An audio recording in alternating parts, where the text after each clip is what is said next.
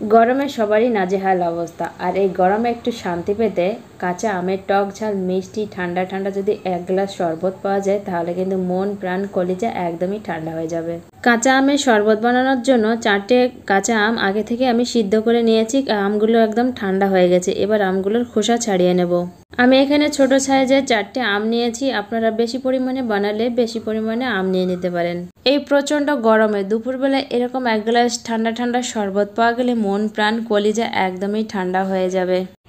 আপনারা চাইলে আমের খোসাটাকে ছাড়িয়ে আমগুলোকে ছোট ছোট টুকরো করে কেটেও সিদ্ধ করে নিতে পারেন, তবে আমি এখানে গোটা আমে সিদ্ধ করে নিয়েছি, আমার কাছে সুবিধা মনে হয়েছে।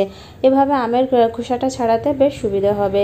আমি এখানে কাঁচা আমটাকে সিদ্ধ করে শরবতটা বানাবো। আপনারা চাইলে কিন্তু সিদ্ধ না করে শরবতটা বানাতে পারেন, সেটা খেতেও ভীষণ ভালো লাগে। এবার আমগুলো থেকে আমের বীজগুলোকে এভাবে আলাদা করে নেব। আমি এটাকে ব্লেন্ড করার জন্য মিক্সচার জার নিয়েছি, আর এবার সিদ্ধ করে রাখা আমটা দিয়ে দিচ্ছি। এবার এর সাথে দিয়ে দিচ্ছি কিছুটা পরিমাণে ধনেপাতা। ধনেপাতা দিলে এর কালারটা বেশ ভালো আসবে। এর সাথে চাইলে আপনারা পুদিনা পাতাও অ্যাড করে দিতে পারেন। এবার এর ভিতরে দিয়ে দিচ্ছি সাদা নুন, আর এর সাথে দিয়ে দিচ্ছি সামান্য পরিমাণে বিট নুন। এবার দিয়ে দেবো একটা কাঁচা লঙ্কা। একটার বেশি কাঁচা লঙ্কা দেওয়া যাবে না, তাহলে বেশি ঝাল হয়ে যাবে। যারা ঝাল খেতে পছন্দ করে না তারা লঙ্কাটা স্কিপ করে দিতে পারেন। এবার এখানে দিয়ে দিচ্ছি পরিমাণ মতো চিনি। চিনিটা অবশ্যই আপনাদের পছন্দ মতো দিতে হবে। যেমনটা আপনারা মিষ্টি খেতে পছন্দ করেন সেই অনুযায়ী মিষ্টিটা দিয়ে দেবেন। এবার এখানে দিয়ে দিচ্ছি ফ্রিজে রাখা ঠান্ডা জল। আপনারা চাইলে এখানে বরফও মিশিয়ে দিতে পারেন। পরিমাণ মতো জল দিয়ে এটাকে ব্লেন্ড করে নিয়েছি। এবার এর সাথে মিশিয়ে দিয়েছি ভাজা জিরে গুঁড়ো।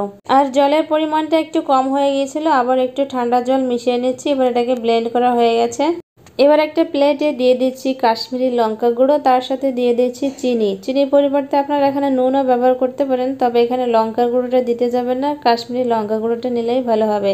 এবার একটা গ্লাস নিয়েছি, গ্লাসে এভাবে আমি লেবু লাগিয়ে নিচ্ছি। এভাবে লেবু লাগিয়ে নিলে গ্লাসের লঙ্কার আর চিনির যে মিশ্রণটা বানিয়েছি সেই মিশ্রণটা খুব ভালোভাবে লেগে যাবে। এবার গ্লাসের লঙ্কা আর চিনির যে মিশ্রণটা বানিয়েছিলাম সেটা লাগিয়ে নেব, তবে এটা অপশনাল, ভালো লাগলে লাগাতে পারেন, না লাগলে দেওয়ার দরকার নেই।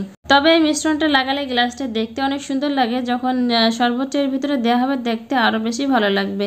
এবার গ্লাসে দিয়ে দিচ্ছি বরফ আর দিয়ে দিচ্ছি শরবত। এই প্রচণ্ড গরমে দুপুরে এরকম এক গ্লাস ঠান্ডা ঠান্ডা শরবত পেলে মন প্রাণ কলিজা একদমই ঠান্ডা হয়ে যাবে। ভিডিওটি ভালো লাগলে লাইক কমেন্ট শেয়ার করে দেবেন।